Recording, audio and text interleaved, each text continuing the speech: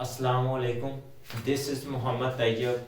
हमने kingdom animalia का phylum platyhelminthes discuss कर लिया था कि उनकी प्रॉपर्टीज़ क्या होती हैं या उनकी करेक्टरिस्टिक्स क्या होती हैं। इस टॉपिक में हमने इसकी कुछ फेमस स्पीशीज़ के बारे में पढ़ना है। तो सबसे पहले हम देख लेते हैं इसकी जो फेमस स्पीशीज़ हैं वो दो कैटेगरीज की हैं। कौन सी हैं? दो कैटेगरीज की हैं। एक है फ्री लिविंग।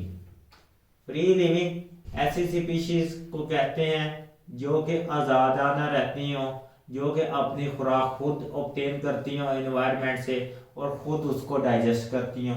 दूसरी स्पीशीज है इसकी पैरासाइट। और पैरासाइट हमने स्टडी किया हुआ है कि पैरासाइट हम उन ऑर्गेनिज्म को कहते हैं जो कि दूसरी लिविंग ऑर्गेनिज्म की बॉडी में रहते हैं और उनसे अपनी खुराक हासिल करते हैं। हमने ऐसे स्पीशीज को क्या कहा हुआ है? पैरासाइट्स।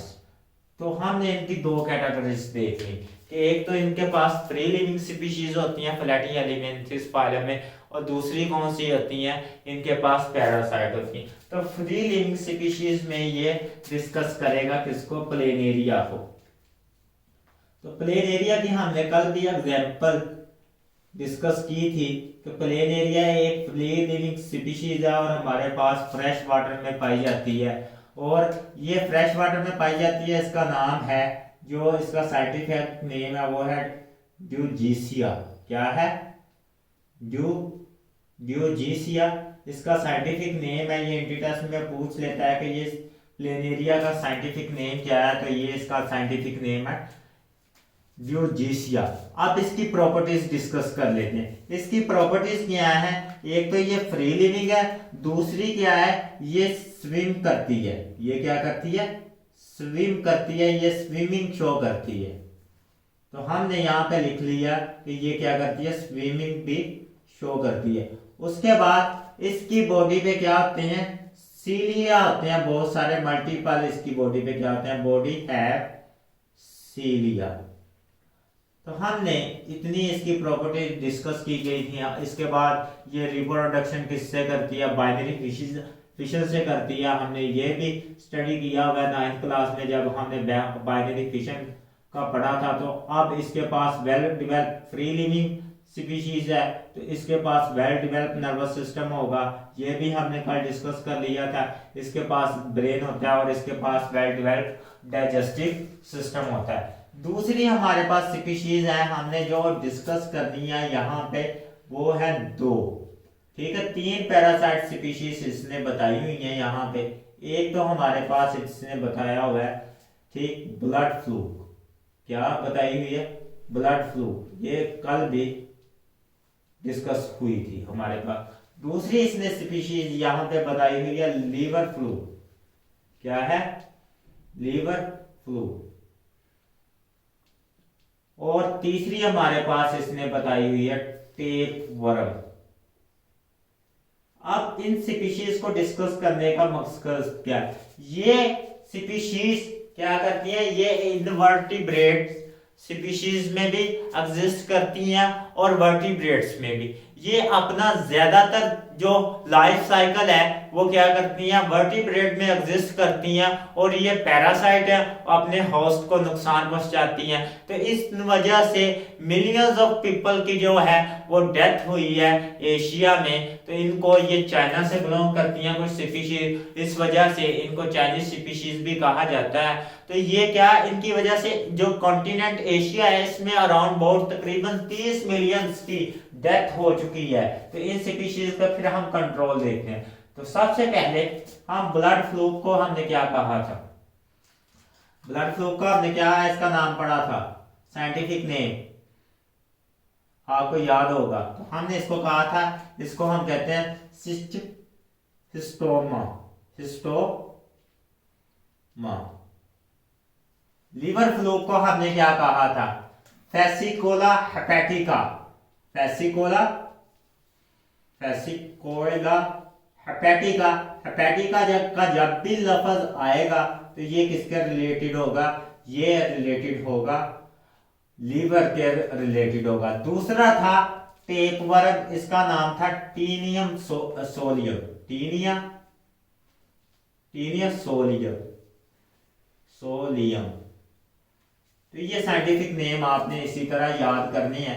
ये साइंटिफिक नेम बहुत ही इंपॉर्टेंट होते हैं, ये पेपर में पूछ लेता है।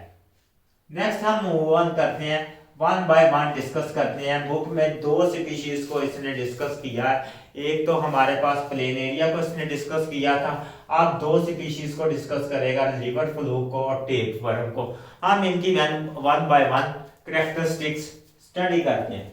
सबसे पहले हम देख लेते हैं कि ये लाइफ साइकिल होता है इनका। लाइफ साइकिल किस तरह होता है इनका, इनको डिस्कस करने से पहले हम इनका लाइफ साइकिल देख लेते हैं। लाइफ साइकिल किस तरह का होता है पैरासाइट का, मीन के ये 1 जनरेशन आगे नेक्स्ट जनरेशन किस तरह ट्रांसफर करती है, मीन के एक जनरेशन से दूसरी जनरेशन की फॉर्मेशन तक के टाइम पीरियड को क्या कहते हैं, हम लाइफ साइकिल कहते हैं। तो लाइफ साइकिल इनमें 2 होस्ट पे कंसिस्ट करता है। कितने होस्ट पे, 2 होस्ट पे। याद रखिएगा जब भी पैरासाइट की बात आएगी, इनका जो लाइफ साइकिल होगा वो मोस्टली कितने होस्ट पे कंसिस्ट करेगा, 2 होस्ट पे। अब 2 होस्ट होते हैं, एक होस्ट होता है डेफिनेट होस्ट, ठीक है। होस्ट का मतलब जिस लिविंग ऑर्गेनिज्म में रह रहे हैं, जिससे अपनी खुराक हासिल कर रहे हैं और उसमें डिजीज का आस करें। होस्ट की 2 टाइप्स हैं, इंटरमीडिएट होस्ट, इंटरमीडिएट होस्ट, ठीक। दूसरा है हमारे पास डेफिनेट होस्ट। तो अब इंटरमीडिएट जैसे कि नाम से ही जाहिर कर रहा है कि ये इंटरमीडिएट होगा, मीन के दो होस्ट के दरमियाने वाला जो होस्ट होगा हम उसे क्या कहेंगे, इंटरमीडिएट होस्ट। और डेफिनेट होस्ट जिसकी सबसे ज्यादा इंपॉर्टेंट होगी उस हम होस्ट को क्या कहते हैं, डेफिनेट होस्ट। तो अब इंटरमीडिएट होस्ट का जो निशानी है, इसमें क्या करता है, ये अपनी करता है ग्रोथ। क्या करता है, ग्रोथ करता है। और याद रखिएगा जो डेफिनेट होस्ट होता है इसमें ये क्या करता है, अपनी सेक्सुअल रिप्रोडक्शन करता है, ठीक है। मीन के अपनी एग और स्पर्म की फॉर्मेशन के बाद क्या करेगा, इनको फर्टिलाइज करवाएगा और ये क्या बनाएगा, एक एम्ब्रियो बनाएगा। तो ये क्या करता है, सेक्सुअल रिप्रोडक्शन करता है। फिर ये हम डिटेल के साथ पढ़ेंगे, बस ये 2 टर्मिनोलॉजीज अंडरस्टैंड कर लें कि इंटरमीडिएट होस्ट होता है, डेफिनेट होस्ट होता है। इंटरमीडिएट होस्ट में सिर्फ ग्रोथ होगी और डेफिनेट होस्ट में हमारे पास क्या होगी, सेक्सुअल रिप्रोडक्शन होगी। तो अब हम डिस्कस करते हैं लिवर फ्लूक को। किसको, पहले डिस्कस करते हैं लिवर फ्लूक।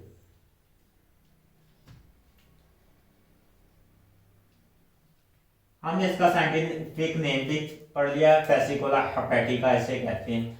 तो ये 2 ऑर्गेनिज्म, इसके 2 होस्ट होते हैं। इसके क्या होते हैं, एक तो ये पैरासाइट है, एक तो ये पैरासाइट है। पहली इसकी प्रॉपर्टीज क्या है, पैरासाइट है। दूसरी इसकी प्रॉपर्टीज क्या है, ये कहां पे रहता है, ठीक है। दूसरी इसकी प्रॉपर्टीज कैरेक्टरिस्टिक्स कहां क्या है, ये कहां पे रहता है, ये बाइल डक्ट में रहता है। किस में रहता है, बाइल डक्ट। मीन के वो डक्ट जो के बाइल को ट्रांसफर करती है, ये उसमें रहता है। और बाइल डक्ट के जो एपिथेलियल सेल्स होते हैं उनको खाता है। और दूसरा ये क्या करता है, ब्लड सेल्स को डीजेनरेट करता है, यानी कि उनको डिस्ट्रॉय करता है, उनसे अपनी खुराक ऑब्टेन करता है। तो ये कहां पे रहता है, इसकी लोकेशन कहां पे मिलती है, ये बाइल डक्ट में होता है। अब इसके डेफिनेट होस्ट कौन से हैं, मीन के जिनमें ये रिप्रोडक्शन करता है। तो डेफिनेटिव होस्ट इनके 2 हो सकते हैं।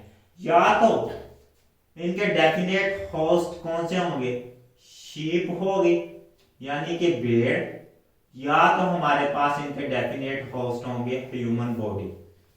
कौन सी, इंसानी जिस्म होगा। तो इंसानी जिस्म में अगर रह रहे हैं तो ये क्या करेंगे, ये बीमारी भी काज करेंगे।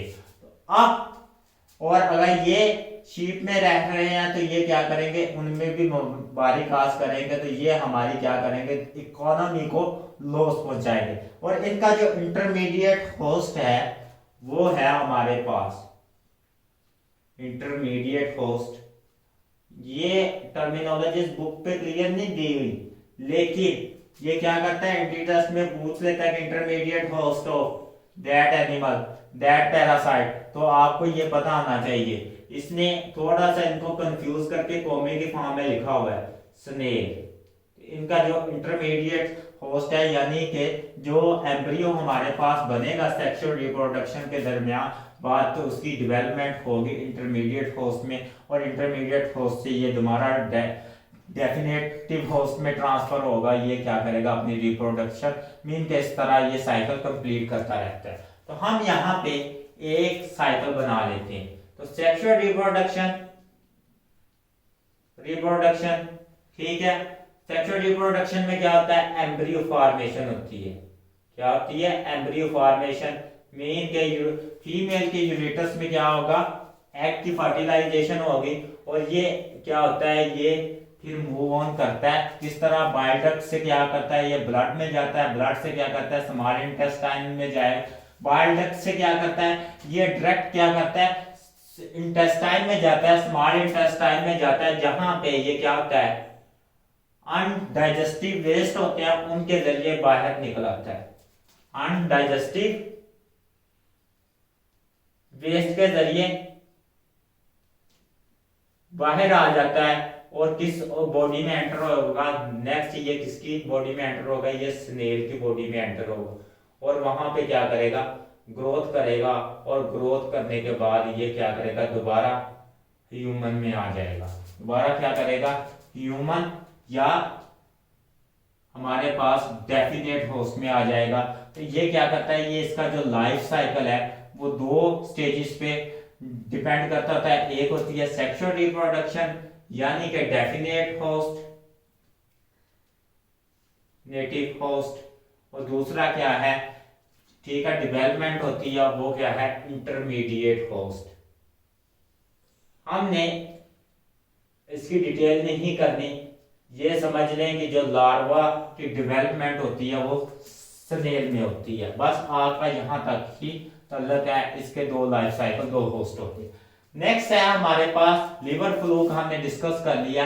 हमारे पास है टीनिया सोलियम, इसको डिस्कस करते हैं। ठीक है, टेप वर्म लिख लेते हैं हम, कॉमन नेम टेप वर्म। अब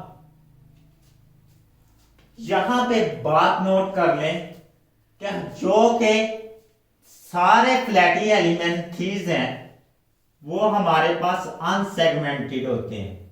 क्या होते हैं, अनसेगमेंटेड।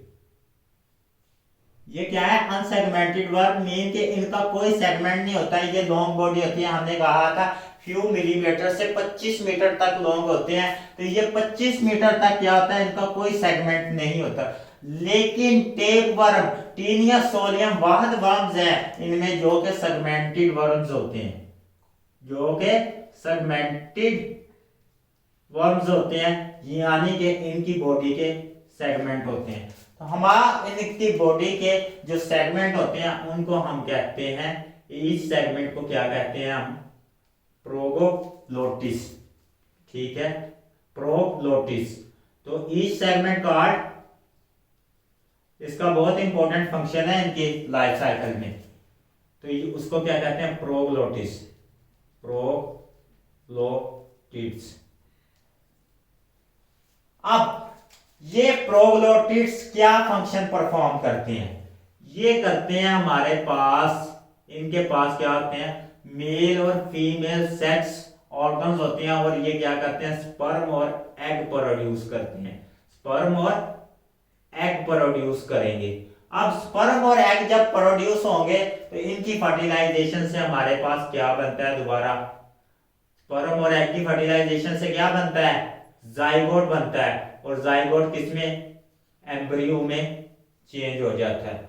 और जब ये एम्ब्रियो में चेंज हो जाता है तो ये प्रोगलोटिस का एक इंपॉर्टेंट और फंक्शन है, हम वो अब डायग्राम के जरिए स्टडी करते हैं। तो सबसे पहले हम डायग्राम्स ड्रा करने की करते हैं इनकी। बॉडी सेगमेंटेड होती है, हम उन सेगमेंट्स को शो करते हैं। तो ये इनकी बॉडी है लॉन्ग, हमारे पास ये फ्लैट बॉडी है, मैंने ड्रा कर ली। इनमें क्या होंगे, सेगमेंट होंगे। इनकी बॉडी की लेंथ है अप टू 25 मीटर तक चली जाती है। कितनी, 25 मीटर, इतनी लॉन्ग बॉडी हो सकती है। अब इस सेगमेंट को हम कहते हैं, ठीक, प्रोग्लोटिड्स। ठीक है, इस सेगमेंट को हम क्या कहते हैं, प्रोग्लोटिड्स। तो जब ये लास्ट वाला सेगमेंट होता है, इसमें क्या हो जाती है, एम्ब्रियो फॉर्मेशन हो जाती है, ये डेवलप हो जाता है, यानी कि हमारे पास इसमें एम्ब्रियो फॉर्मेशन हो जाती है। तो ये क्या हो जाता है, यहां से कट ऑफ हो जाएगा और हमारे पास क्या बना देगा, एक हमारे पास एक मिचोर हमारे पास एम्ब्रियो बना देता है, जो कि पास आउट हो जाता है बाहर, दूसरे होस्ट में, दूसरे होस्ट की तलाश में जाएगा। अब ये टीनिया सोलियम, इसके कितने होस्ट हैं और इसका जो डेफिनेट होस्ट कौन सा है और इसका जो है इंटरमीडिएट होस्ट कौन सा है, ये भी इसी तरह अपना लाइफ साइकिल कंप्लीट करता है। तो इसका जो डेफिनेट होस्ट है वो है हमारे पास ह्यूमन और पिग। याद रखिएगा, मैं यहां पे लिखने लगा हूं DH, डेफिनेट होस्ट। ठीक है, DH का मतलब क्या है, डेफिनेट होस्ट इसका कौन सा है, ह्यूमन और पिग। और इसका जो इंटरमीडिएट होस्ट कौन सा है, कैटल, यानी जिसमें लार्वा की, मैंने कहा था एम्ब्रियो में क्या होगी, फर्दर क्लीवेज होगी और इमेच्योर स्टेज आएगी, लार्वा वो इसमें डेवलप करेगा।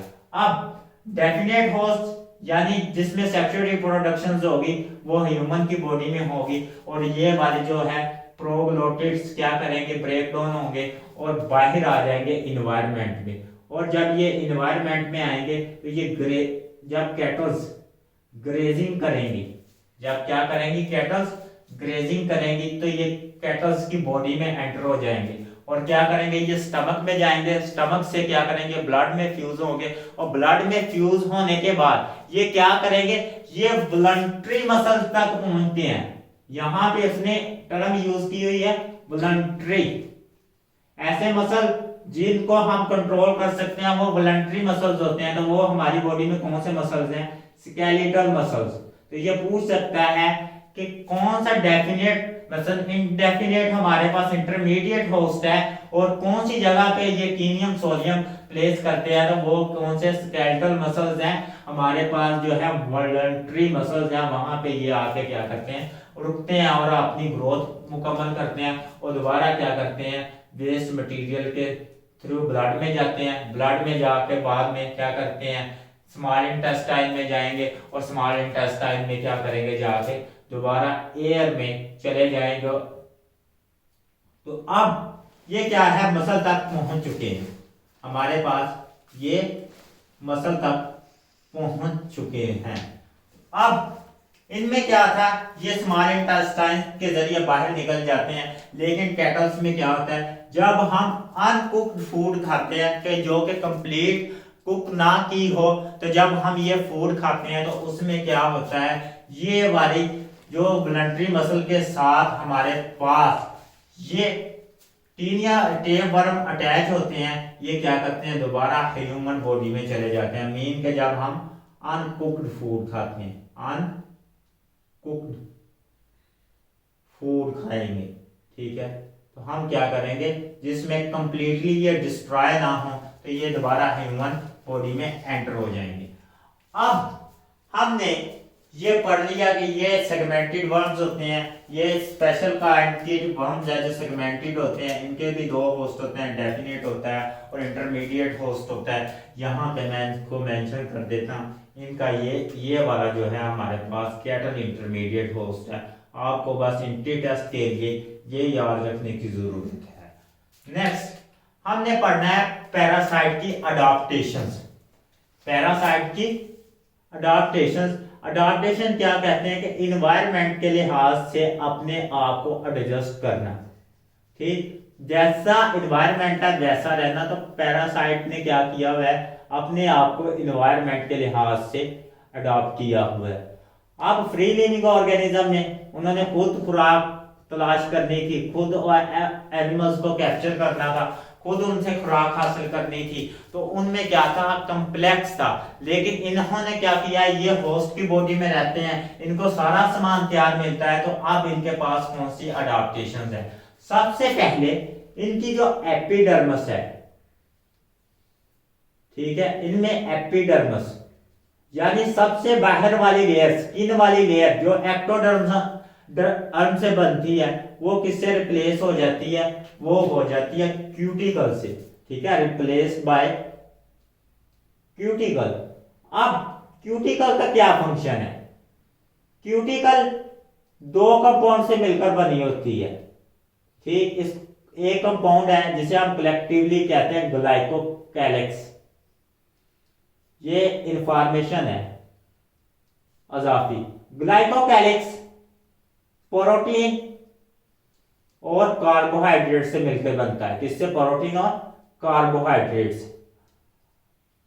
तो अब हमें पता है कि सेल मेम्ब्रेन में ये वाले प्रोटीन और कार्बोहाइड्रेट जब मिलकर ग्लाइकोकैलिक्स बनाते हैं, हमने सेल मेम्ब्रेन का जब स्ट्रक्चर पढ़ा था, तो हम इनको कहते हैं, ग्लाइकोकैलिक्स को क्या कहते हैं, सेल के फिंगरप्रिंट्स कहते हैं। तो जब ये ऑर्गेनिज्म की बॉडी में एंटर होंगे तो ये क्या करेंगे, जो एंटीबायोटिक्स या हार्मोन्स या एंजाइम इनको किल करने के लिए आएंगे, तो ये वाले जो ग्लाइकोकैलिक्स हैं ये क्या करेंगे, ये क्यूटिकल लेयर उनको बॉडी में एंटर नहीं होने देगी। तो मीन के इनकी एपिडर्मिस किससे रिप्लेस है, क्यूटिकल से। और क्यूटिकल क्या करती है, इनको हार्मोन्स, हमारे एंजाइम से बचाती है। नेक्स्ट, इनके पास हमने स्टडी करना है कि इनका जो डाइजेस्टिव सिस्टम है, डाइजेस्टिव सिस्टम,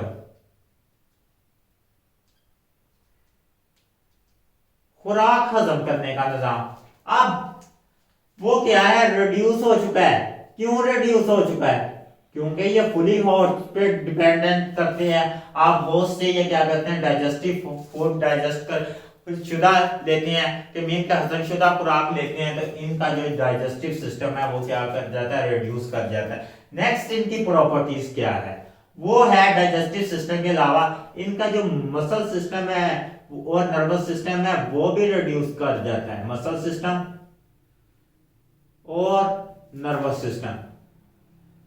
अब आप सोच रहे होंगे कि इनका मसल सिस्टम और नर्वस सिस्टम क्यों रिड्यूस करता है, क्योंकि नर्वस सिस्टम उन बॉडीज का कॉम्प्लेक्स होता है जिन्होंने ज्यादा कॉम्प्लेक्स क्या एक्टिविटीज परफॉर्म करनी होती हैं। तो मसल सिस्टम उन बॉडीज का जो स्ट्रॉन्ग होता है जिन्होंने ज्यादा मूवमेंट शो करनी होती है। तो ये होस्ट की बॉडी में रहते हैं, ना तो कोई कॉम्प्लेक्स एक्टिविटी परफॉर्म करते हैं, तो इस वजह से इनका जो नर्वस सिस्टम है और जो मसल सिस्टम है वो भी क्या होता है, रिड्यूस होता है as compare to free living organism. अब नेक्स्ट, इनकी अडाप्टेशन एक और है कि ये इनके पास क्या होती है, अटैचमेंट के लिए क्या होती है, काइटेनियस हुक्स होती हैं और सक्कर्स होते हैं। इनके मुंह पे क्या होते हैं, सक्कर्स होते हैं और या काइटेनियस हुक्स होती हैं, काइटेनियस हुक्स। अब सक्कर का क्या काम है, जब ये होस्ट की बॉडी में एंटर होंगे तो ये क्या करते हैं, सकिंग का काम करते हैं। मीन के कोई फ्लूइड है, ब्लड को सक करना है, डाइजेस्टिव फूड को सक करना है, तो ये क्या करेंगे, सकिंग का काम करेंगे।